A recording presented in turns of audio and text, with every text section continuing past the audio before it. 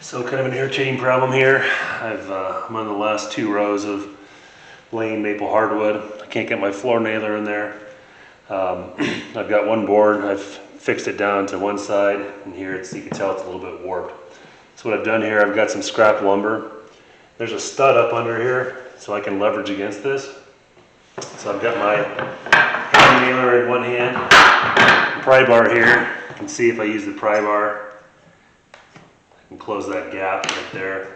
About as good as it's gonna get. Get my hand nailer in there, boom.